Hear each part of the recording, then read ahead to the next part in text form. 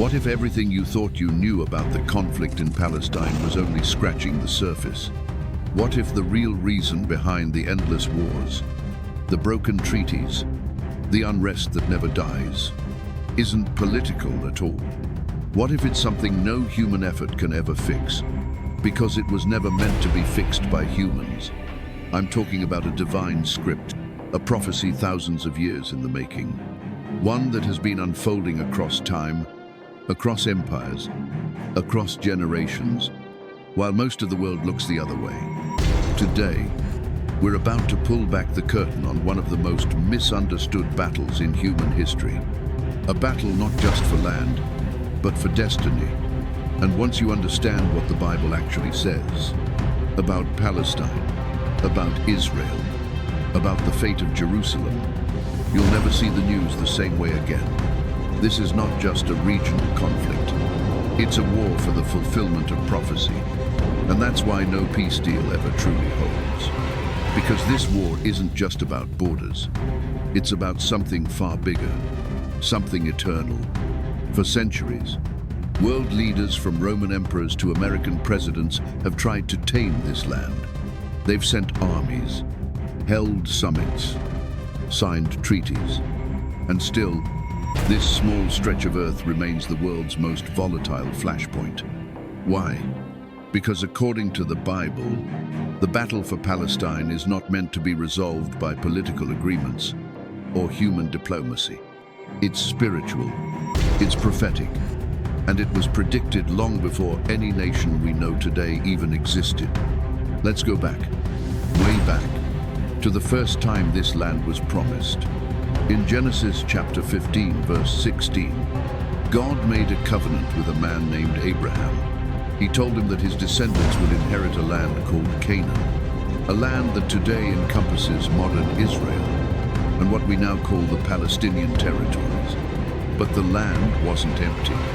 It was already inhabited by a collection of tribes, known collectively as the Canaanites.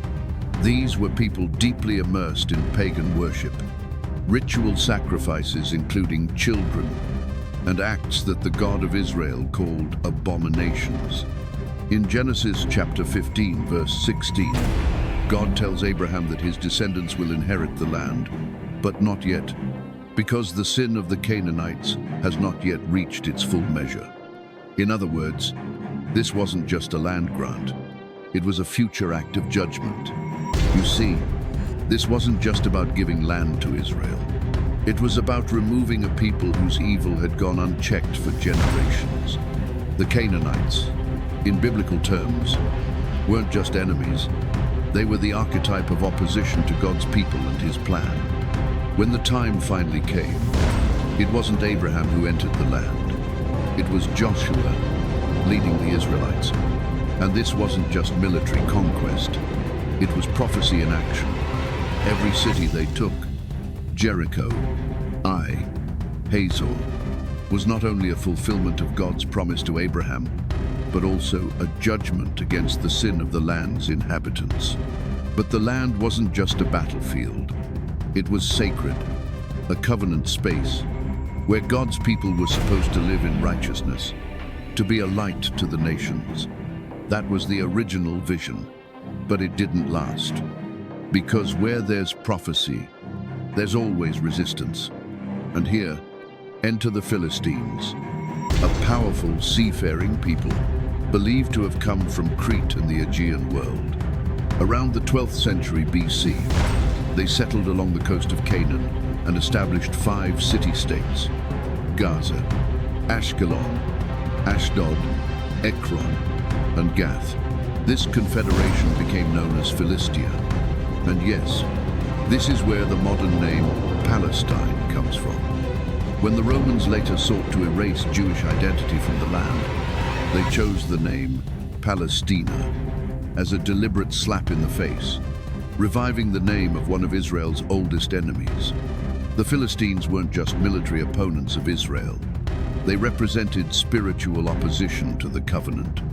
They worshipped gods like Dagon and Baal, and they constantly attacked Israel, pulling the people away from faith, from obedience, from purpose. And yet, God used even them. The most famous Philistine of all? Goliath. But that wasn't just a story about a boy and a giant. It was a symbol, a clash between covenant and chaos, between God's anointed and the enemies of his people. When David stood before Goliath, he wasn't just holding a sling, he was carrying the weight of prophecy. His victory was more than military, it was spiritual.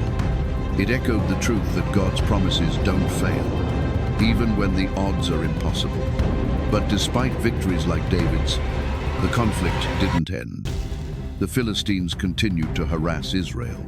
They were thorns in the nation's side, sometimes enemies, sometimes instruments of discipline when Israel turned away from God. Eventually, after centuries of rebellion, exile, and return, the Romans took over. And after crushing a major Jewish revolt in 135 AD, they did something no one forgets. They renamed the land Palestina, not just as an insult, but as a calculated move to erase the Jewish connection to the land. The name stuck, and today, the name Palestine is used across the world. But its roots go deeper than most realize. It's a name loaded with ancient memory, spiritual meaning, and prophetic weight, because the Bible doesn't just mention the land, it defines it, and it never calls it just a territory. It calls it chosen, contested, consecrated. The conflict we see today between Israelis and Palestinians isn't new. It's ancient. It echoes the battles of Joshua and the Canaanites, of David and the Philistines. The names have changed. The weapons have changed, but the spirit of the struggle, it's the same. And that's why no amount of negotiation can truly solve it. Because this isn't just about who owns what. It's about prophecy. And prophecy doesn't negotiate. As long as this land remains central to God's plan, it will also remain the epicenter of the world's tension. But we're not done yet. In the next part of this journey, we'll trace how this land passed from empire to empire, and how, even through centuries of Islamic rule, Ottoman control, and the rise of Zionism, the prophetic heartbeat of Palestine never stopped. And what's coming next might just shake the world. Empires have fallen, borders have shifted, flags have changed. But one thing has never moved: this land's destiny. For centuries, the land we now call Palestine has been fought over, prayed over, and bled over. But what if it's not just because of where it is, but because of what it is? What if this land holds a divine tension that even the greatest empires couldn't erase? After the fall of ancient Israel, Babylon came first, then Persia, then the Greeks under Alexander the Great. But it was Rome that made the biggest mark. Rome didn't just conquer the land, it tried to rebrand it.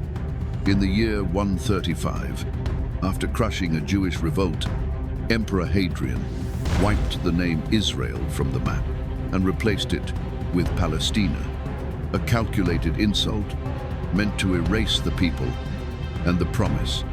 He named it after Israel's ancient enemy, the Philistines. That wasn't just strategy, it was spiritual warfare in disguise. And yet, even with the name changed, the battle never stopped. In the year 637, the armies of Islam marched in, led by Caliph Umar. They captured Jerusalem, and for the first time, the land was ruled under the banner of the crescent moon. For over 1,000 years, Palestine lived under Islamic rule. The Umayyads, the Abbasids, the Fatimids, the Ottomans. During that time, something powerful was taking shape. A people, a memory, a presence. Arab Muslims, who had lived in this land for generations, began to form a distinct identity. Palestinians.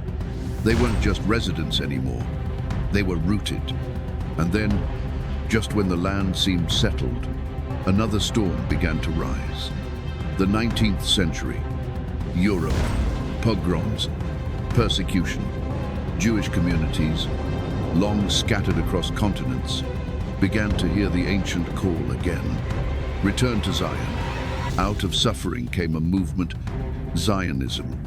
It wasn't political at first. It was prophetic, a whisper that grew into a cry. Go back, go home. The land still waits. One by one, they came. By the late 1800s, the first Jewish immigrants began returning to Palestine, farming, praying, reclaiming. And as they came, so did the tension, because the land wasn't empty. The Arab population, those who had tilled the soil, raised families, and built communities, saw something more than a homecoming. They saw a threat. Then came 1917, the Balfour Declaration. A single page, a few sentences, but it lit a fuse that still burns. The British promised support for a national home for the Jewish people in Palestine. To the Jews, it was hope. To the Arabs, it was betrayal. And suddenly, the land was no longer just prophetic. It was political dynamite. By 1948, the tension exploded. Israel was declared a state. Arab nations rejected it. War followed. Cities shattered. Lives uprooted. More than 700,000 Palestinians fled or were expelled. The world called it a refugee crisis. Palestinians called it Nakba, the catastrophe. But what if that too was prophecy? Because the Bible has never hidden this pattern. Every return, every exile, every war, it's all there. And when you look deeper, you begin to see something chilling. This isn't just history. It's a script, a divine timeline written in advance. Go back to Genesis. Abraham had two sons, Isaac through Sarah, Ishmael through Hagar. Isaac becomes the father of Israel. Ishmael becomes the father of the Arab nations.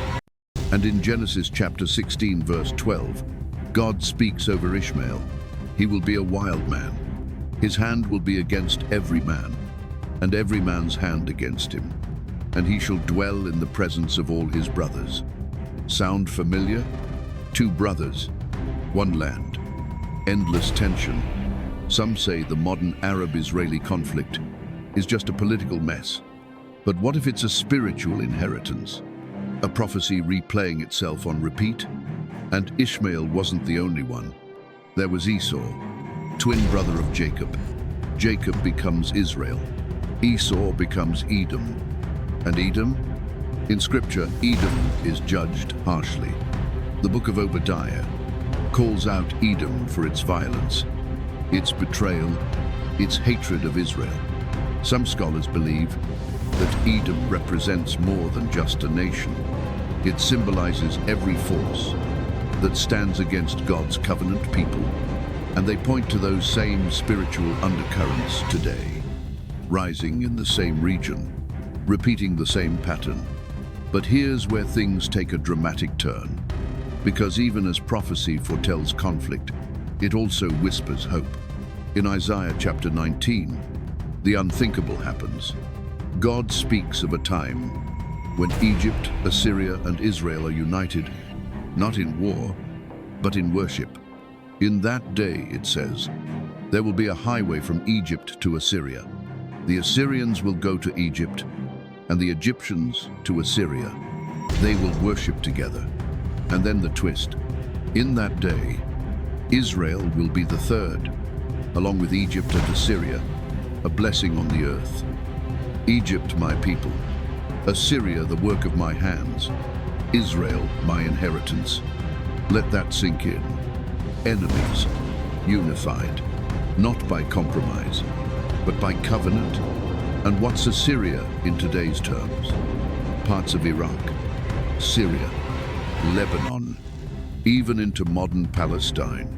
In other words, the people at war today are the same people God promises to unite tomorrow, but not through human hands. Because here's the truth no one wants to say out loud. No president, no peace summit, no United Nations resolution will ever bring true peace to this land. Only one person can. The Bible calls him the Messiah. Christians believe he already came once, as a suffering servant, but he will come again, as a conquering king. And when he returns, he won't come to campaign, he'll come to rule. Zechariah chapter 14, verse 4, says that his feet will stand on the Mount of Olives, right outside Jerusalem. And when he does, the mountain will split, literally, prophetically.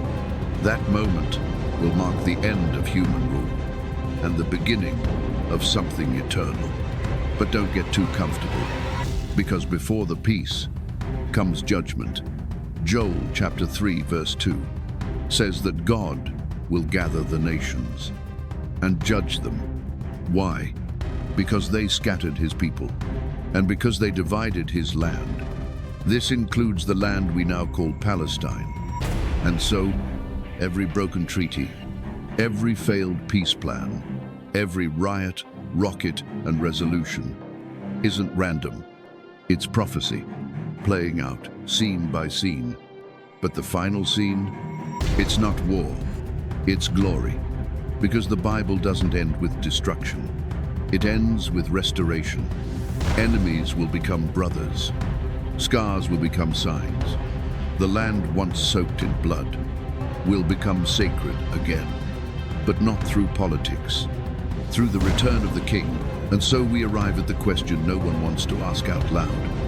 If the conflict over Palestine is not just political, not just historical, not even just religious, then what is it? It's prophetic. Because if everything we've uncovered so far is true, if the struggle between Israel and the Palestinians is rooted in Genesis, echoed through the Philistines, weaponized by Rome, stirred by empire, and intensified by modern ideologies, then what happens next isn't just a matter of policy, it's a matter of destiny. All eyes today are fixed on one city, Jerusalem, the heartbeat of prophecy, the powder keg of the Middle East, the place that Scripture calls a burdensome stone for all nations. As it is written in Zechariah chapter 12, verse 3, all who try to lift it will hurt themselves, though all the nations of the earth are gathered against it. Sound familiar? From the United Nations to the Arab League, from Washington to Tehran, Jerusalem has become a geopolitical obsession. But the Bible saw this coming, and it says the obsession won't stop. In fact, it will get worse, because Jerusalem is not just a capital city. It is the place where God says he put his name. The throne of David was established there. Solomon's temple stood there. Jesus wept there, died there. And according to prophecy, he will return there. Yes, return. Because the Bible doesn't just talk about what has happened. It tells us what will happen. And the picture it paints is as breathtaking as it is terrifying. As it is written in Zechariah chapter 14, verse 4, the Messiah's feet will stand on the Mount of Olives, just outside the eastern wall of Jerusalem. The mountain will split in two, the sky will shake, and the nations gathered against Israel will face divine judgment. This isn't metaphor. This isn't poetic imagery. This is the end game. Revelation chapter 16, verse 16 speaks of Armageddon, the final showdown between good and evil. And where does it take place? In the valley of Megiddo, in the land of ancient Israel, in the soil of modern Palestine. It all comes back here, every time. And while the Bible doesn't use the modern word Palestinians, it speaks in volume about the land they inhabit, the struggles surrounding it, and the destiny tied to it. Because the people may change, but the prophecy doesn't. Think about it. The same land where the Canaanites once raised altars to false gods, where the Philistines built their cities, where David faced Goliath, where Jesus rode in on a donkey, where Roman legions marched, where Muhammad is believed to have ascended. That same land is the future battlefield of the world's final war. But here's where everything shifts, because prophecy doesn't end in chaos. It ends in glory. As it is written in Isaiah chapter 2, verse 4, the Messiah will judge between the nations. He will settle their disputes and bring an end to war itself. They will beat their swords into plowshares and their spears into pruning hooks. Nation will not lift sword against nation, nor will they train for war anymore. Just imagine it. No more checkpoints, no more rockets, no more walls. Just peace, true peace, not built on shaky agreements, but on righteous rule. And this peace will include the very people who today seem caught in an endless storm. Yes, the Palestinians, the Arab sons of Abraham, the children of Ishmael, the descendants of a promise that was different, but no less significant. Because while the covenant was passed through Isaac, God did not forget Ishmael. As it is written in Genesis chapter 17, verse 20, I will bless him, I will make him into a great nation. And in Isaiah chapter 19, he goes even further. He speaks of a time when Egypt, Assyria, and Israel will be united. Three ancient powers, three historic enemies, together, worshipping, not warring. And what's at the center of that triangle? Palestine. You see, the Bible doesn't predict endless enmity. It prophesies final redemption. It doesn't end with Jews on one side and Arabs on the other. It ends with both, bowing before the same king. Because when Jesus returns, he's not returning for a flag. He's returning for souls. He's not coming to favor a side. He's coming to reign in justice over all. He will judge the nations, not by their alliances, but by their actions. He will expose the lies, reveal the motives, and establish a kingdom that no bullet, no vote, no enemy can destroy. And what about the land? The Bible makes it clear. The land is God's, always has been, always will be. That's why dividing it brings consequences. That's why claiming it without honoring its owner brings judgment. But that's also why he'll make it whole again. He will restore what was broken. He will heal what was torn. And he will redeem what was buried in blood and blame. So where does that leave us? Right here, right now, watching history turn, watching prophecy fulfill. And the question is no longer, whose land is it? The question is, are you ready for what's coming? Because it's not just Israel that will be judged, not just Palestine, but every nation, every leader, every person, including you, including me. This is not the end of a video. This is the beginning of a decision. You've just heard what the Bible really says about Palestine, about Israel, about prophecy, about the Messiah. So now it's your turn. Do you believe the conflict we see today is random or rehearsed? Do you believe peace is coming through politics or through prophecy? Do you believe the Messiah will return? And if so, are you ready to meet him?